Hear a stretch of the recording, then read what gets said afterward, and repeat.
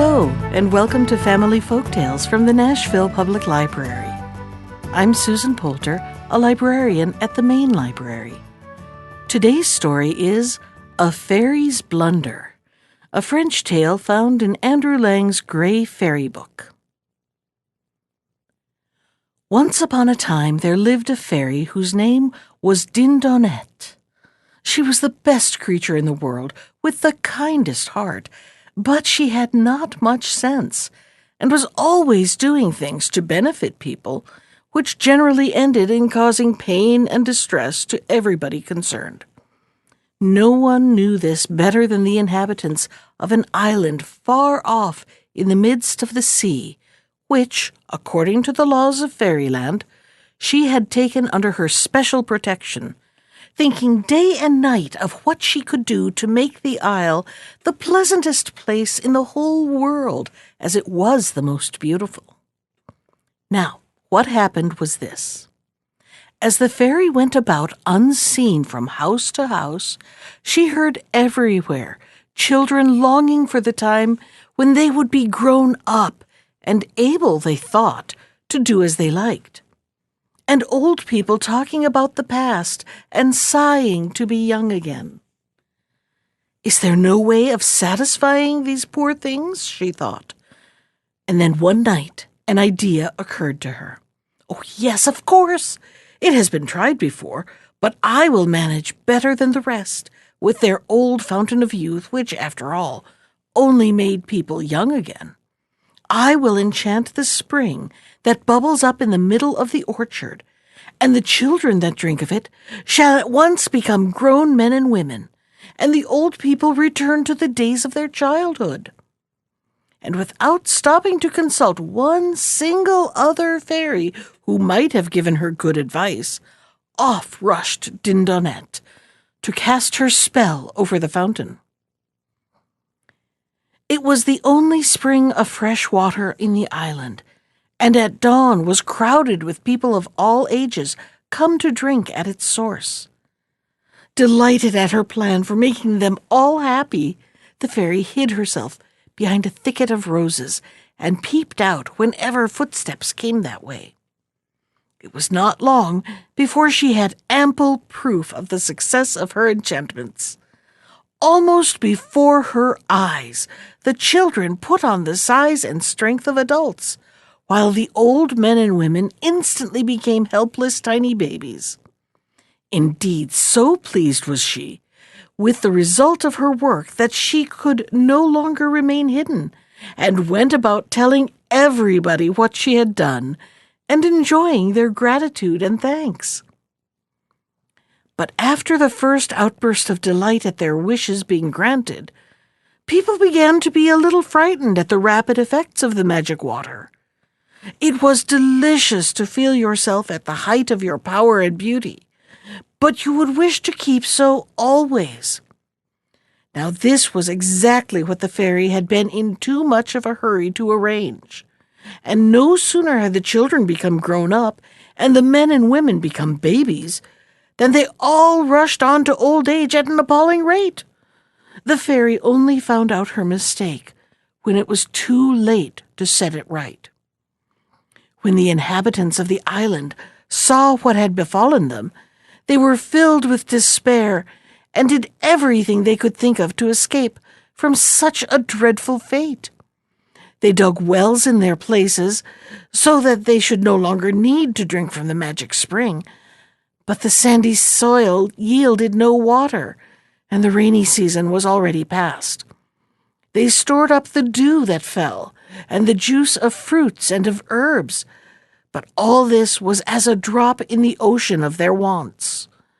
Some threw themselves into the sea, trusting that the current might carry them to other shores. They had no boats.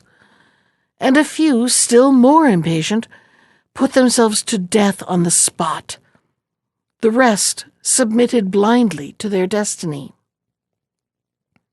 Perhaps the worst part of the enchantment was that the change from one age to another was so rapid that the person had no time to prepare himself for it. It would not have mattered so much if the man who stood up in the assembly of the nation to give his advice as to peace or war had looked like a baby, as long as he spoke with the knowledge and sense of a full-grown man. But alas, with the outward form of an infant, he had taken on its helplessness and foolishness, and there was no one who could train him to better things. The end of it all was that before a month had passed, the population had died out, and the fairy Dindonette, ashamed and grieved at the effects of her folly, had left the island forever.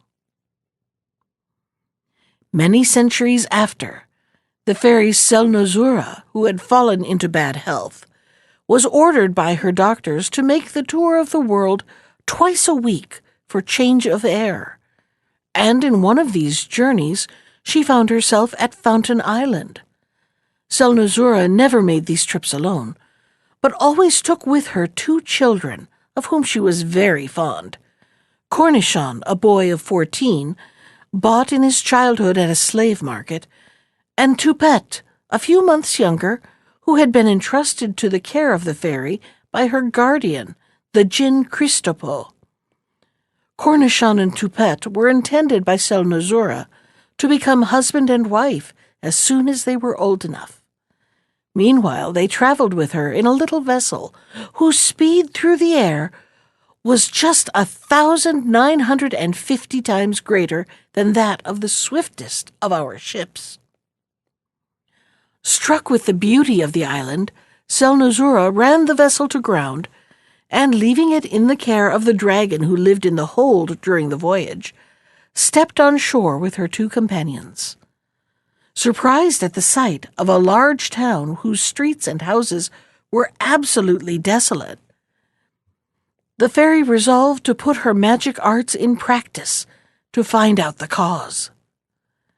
While she was thus engaged, Cornichon and Toupette wandered away by themselves, and by arrived at the fountain, whose bubbling waters looked cool and delicious on such a hot day. Scarcely had they each drunk a deep draught, when the fairy, who by this time had discovered all she wished to know, hastened to the spot. "Oh, beware, beware!" she cried the moment she saw them. "If you drink that deadly poison, you will be ruined forever." "Poison?" answered Toupette.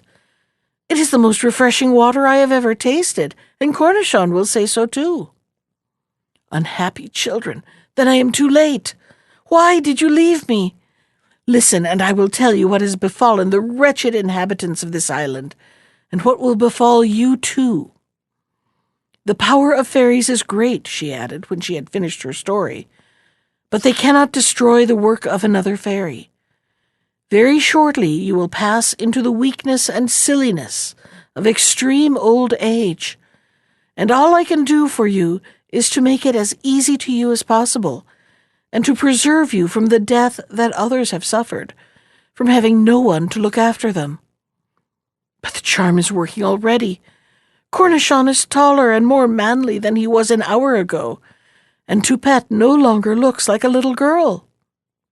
It was true, but this fact did not seem to render the young people as miserable as it did Selnozura. "Do not pity us," said Cornichon. "If we are fated to grow old so soon, let us not delay our marriage. What matter if we anticipate our decay, if we only anticipate our happiness too?" The fairy felt that Cornichon had reason on his side, and seeing by a glance at Toupette's face that there was no opposition to be feared from her, she answered, "Let it be so then, but not in this dreadful place. We will return at once to Bogota, and the festivities shall be the most brilliant ever seen." They all returned to the vessel, and in a few hours the 4,500 miles that lay between the island and Bogota were passed.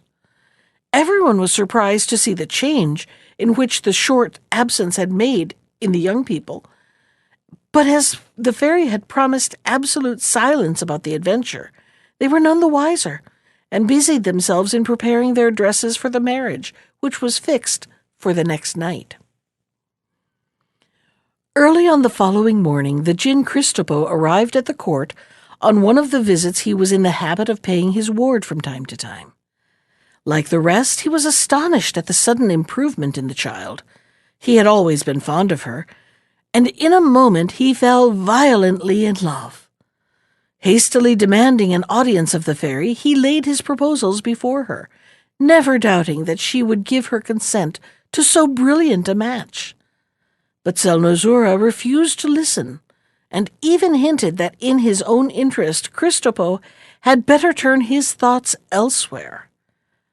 The Djinn pretended to agree, but instead he went straight to Toupette's room and flew away with her through the window at the very instant that the bridegroom was awaiting her below. When the fairy discovered what had happened, she was furious, and sent messenger after messenger to the Djinn in his palace at Ratibouf, commanding him to restore Toupette without delay, and threatening to make war in case of refusal. Christopo gave no direct answer to the fairy's envoys, but kept Toupette closely guarded in a tower, where the poor girl used all her powers of persuasion to induce him to put off their marriage. All would, however, have been quite vain if, in the course of a few days, sorrow, joined to the spell of the magic water, had not altered her appearance so completely that Christopo was quite alarmed, and declared that she needed amusement and fresh air, and that, as his presence seemed to distress her, she should be left her own mistress. But one thing he declined to do, and that was to send her back to Bagota. In the meantime, both sides had been busily collecting armies, and Christopo had given the command of his to a famous general, while Selnozoura had placed Cornichon at the head of her forces. But before war was actually declared, Toupette's parents, who had been summoned by the Djinn, arrived at Ratibouf. They had never seen their daughter since they parted from her as a baby. But from time to time, travelers to Bagota had brought back accounts of her beauty. What was their amazement, therefore, at finding, instead of a lovely girl, a middle-aged woman, handsome indeed, but quite faded-looking, in fact, older than themselves. Christopo, hardly less astonished than they were at the sudden change, thought that it was a joke on the part of one of his courtiers, who had hidden Toupette away, and put this elderly lady in her place. Bursting with rage, he sent instantly for all the servants and guards of the town, and inquired who had the insolence to play him such a trick, and what had become of their prisoner. They replied that since Toupette had been in their charge, she had never left her rooms unveiled, and that during her walks in the surrounding gardens, her food had been brought in and placed on her table, as she preferred to eat alone, and no one had ever seen her face, or knew what she was like. The servants were clearly speaking the truth, and Christopo was obliged to believe them. But, thought he, if they have not had a hand in this, it must be the work of the fairy. And in his anger he ordered the army to be ready to march. On her side, Selnozoura of course knew what the Djinn had to expect, but was deeply offended when she heard of the base trick which she was believed to have invented. Her first desire was to give battle to Christopo at once, but with great difficulty her ministers induced her to pause, and to send an ambassador to Christopo to try to arrange matters. So the Prince Zeprady departed for the court of Ratibouf, and on his way he met Cornichon, who was encamped with his army just outside the gates of Bagota. The prince showed him the fairy's written order that for the present peace must still be kept, and Cornichon, filled with longing to see Toupette once more, begged to be allowed to accompany Zeprady on his mission to Ratibouf. By this time, the Djinn's passion for Toupette, which had caused all these troubles, had died out, and he willingly accepted the terms of peace offered by Zeprady, though he informed the prince that he still believed the fairy to be guilty of the dreadful change in the girl.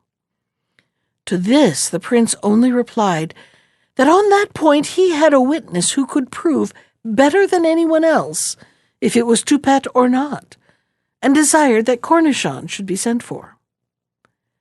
When Toupette was told that she was to see her old lover again, her heart leapt with joy, but soon the recollection came to her of all that had happened, and she remembered that Cornichon would be changed as well as she.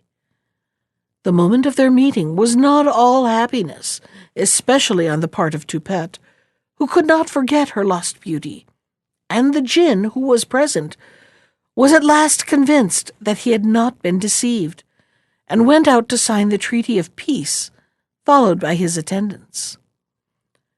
"Ah, Toupette, my dear Toupette!" cried Cornichon as soon as they were left alone. "Now that we are once more united, let our past troubles be forgotten." "Our past troubles," answered she. "And what do you call our lost beauty and the dreadful future before us? You are looking 50 years older than when I saw you last, and I know too well that fate has treated me no better."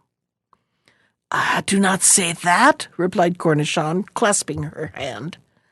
"You are different, it is true, but every age has its graces, and surely no woman of 60 was ever handsomer than you.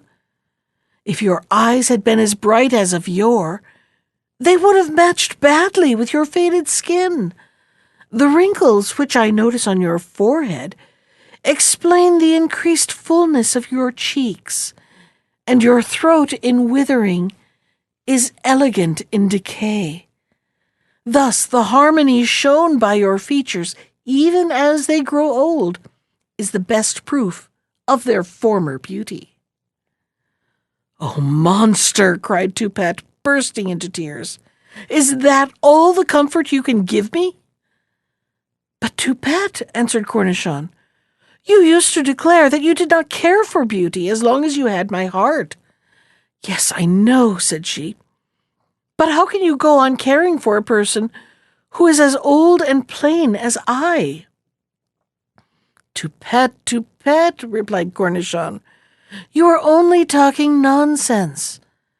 My heart is as much yours as ever it was, and nothing in the world can make any difference." At this point of the conversation, the Prince Zeprady entered the room with the news that the djinn, full of regret for his behavior, had given Cornichon full permission to depart for Bagota as soon as he liked and to take Toupette with him, adding that, though he begged they would excuse his taking leave of them before they went, he hoped before long to visit them at Bagota. Neither of the lovers slept that night, Cornichon from joy at returning home, Toupette from dread of the blow to her vanity which awaited her at Bagota. It was hopeless for Cornichon to try to console her during the journey with the reasons he had given the day before. She only grew worse and worse, and when they reached the palace went straight to her old apartments, entreating the fairy to allow both herself and Cornichon to remain concealed and to see no one. For some time after their arrival, the fairy was taken up with the preparations for the rejoicings which were to celebrate the peace, and with the reception of the djinn, who was determined to do all in his power to regain Selnozoura's lost friendship. Cornichon and Toupette were therefore left entirely to themselves, and though this was only what they wanted, still they began to feel a little neglected. At length, one morning they saw from the windows that the fairy and the djinn were approaching, in state, with all their courtiers in attendance. Toupette instantly hid herself in the darkest corner of the room, but Cornichon, forgetting that he was now no longer a boy of 14, ran to meet them. In so doing, he tripped and fell, bruising one of his eyes severely, At the sight of her lover lying helpless on the floor, Toupette hastened to his side. But her feeble legs gave way under her, and she fell almost on top of him, knocking out 3 of her loosened teeth against his forehead. The fairy who entered the room at this moment burst into tears and listened in silence to the djinn, who hinted that by and by everything would be put right. At the last assembly of the fairies, he said, when the doings of each fairy were examined and discussed, a proposal was made to lessen, as far as possible, the mischief caused by Dindonette by enchanting the fountain. And it was decided that, as she had meant nothing but kindness, she should have the power of undoing 1/2 of the spell. Of course, she might always have destroyed the fatal fountain, which would have been best of all, but this she never thought of. Yet, in spite of this, her heart is so good that I am sure that the moment she hears that she is wanted, she will fly to help. Only before she comes, it is for you, madam, to make up your mind which of the 2 shall regain their former strength and beauty." At these words, the fairy's soul sank. Both Cornichon and Toupette were equally dear to her, and how could she favor one at the cost of the other? As to the courtiers, none of the men were able to understand why she hesitated a second to declare for Toupette, while the ladies were equally strong on the side of Cornichon. But however undecided the fairy might be, it was quite different with Cornichon and Toupette. "Ah, my love," exclaimed Cornichon, "at length I shall be able to give you the best proof of my devotion, by showing you how I value the beauties of your mind above those of your body. While the most charming women of the court will fall victims to my youth and strength, I shall think of nothing but how to lay them at your feet and pay heartfelt homage to your age and wrinkles." "Not so fast," interrupted Toupette. "I don't see why you should have it all. Why do you heap such humiliations upon me? But I will trust to the justice of the fairy, who will not treat me so." Then she entered her own rooms and refused to leave them, in spite of the prayers of Cornichon, who begged her to let him explain. No one at the court thought or spoke of any other subject during the few days before the arrival of Dindonette, whom everybody expected to set things right in a moment. But alas, she had no idea herself what was best to be done, and always adopted the opinion of the person she was talking to. At length, a thought struck her which seemed the only way of satisfying both parties, and she asked the fairy to call together all the court and the people to hear her decision. "Happy is he," she began, "who can repair the evil he has caused, but happier he who has never caused any." As nobody contradicted this remark, she continued, "To me it is only allowed to undo 1/2 of the mischief I have wrought. I could restore you to your youth," she said to Cornichon, "or your beauty," turning to Toupette. "I will do both, and I will do neither." A murmur of curiosity arose from the crowd, while Cornichon and Toupette trembled with astonishment. "No," went on Dindonette, "never should I have the cruelty to leave one of you to decay, while the other enjoys the glory of youth. And as I cannot restore you both at once to what you were, 1/2 of each of your bodies shall become young again, while the other half goes on its way to decay. I will leave it to you to choose which half it shall be, if I shall draw a line round the waist, or a line straight down the middle of the body." She looked about herself proudly, expecting applause for her clever idea, but Cornichon and Toupette were shaking with rage and disappointment, and everyone else broke into shouts of laughter. In pity for the unhappy lovers, Selnozoura came forward. "Do you not think," she said, "that instead of what you propose, it would be better to let them take it in turns to enjoy their former youth and beauty for a fixed time? I am sure you could easily manage that." "What an excellent notion!" cried Dindonette. "Oh, yes, of course, that is best. Which of you shall I touch first?" "Touch her," replied Cornichon, who was always ready to give way to Toupette. "I know her heart too well to fear any change." So the fairy bent forward and touched her with her magic ring, and in one instant the old woman was a girl again. The whole court wept with joy at the sight, and Toupette ran up to Cornichon, who had fallen down in his surprise, promising to pay him long visits and tell him of all her balls and water parties. The two fairies went to their own apartments, where the djinn followed them to take his leave. "Oh dear!" suddenly cried Dindonette, breaking into the farewell speech of the djinn. "I quite forgot to fix the time when Cornichon should in his turn grow young. How stupid of me! And now I fear it is too late, for I ought to have declared it before I touched Toupette with the ring. Oh dear, why did nobody warn me?" "You were so quick," replied Selnozoura, who had long been aware of the mischief the fairy had again done, "and we can only wait now till Cornichon shall have reached the utmost limit of his decay, when he will drink of the water and become a baby once more, so that Toupette will have to spend her life as a nurse, a wife, and a caretaker."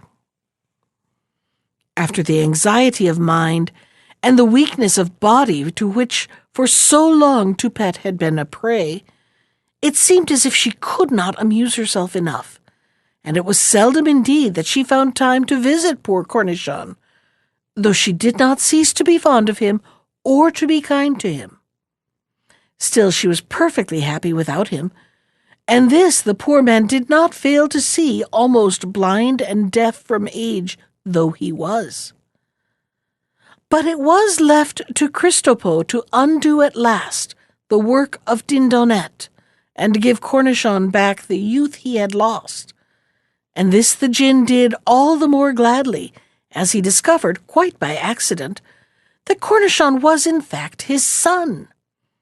It was on this plea that he attended the great yearly meeting of the fairies, and prayed that, in consideration of his services to so many of the members, this one boon might be granted him. Such a request had never before been heard in Fairyland, and was objected to by some of the older fairies. But both Christopo and Selnozoura were held in such high honor that the murmurs of disgust were set aside, and the latest victim to the enchanted fountain was pronounced to be free of the spell. All that the djinn asked in return was that he might accompany the fairy back to Bagota and be present when his son assumed his proper shape. They made up their minds they would just tell Toupette that they had found a husband for her, and give her a pleasant surprise at her wedding, which was fixed for the following night. She heard the news with astonishment, and many pangs for the grief which Cornichon would certainly feel at his place being taken by another. But she did not dream of disobeying the fairy, and spent the whole day wondering who the bridegroom could be. At the appointed hour, a large crowd assembled at the fairy's palace, which was decorated with the sweetest flowers known only to Fairyland. Toupette had taken her place, but where was the bridegroom? "Fetch Cornichon," said the fairy to her chamberlain.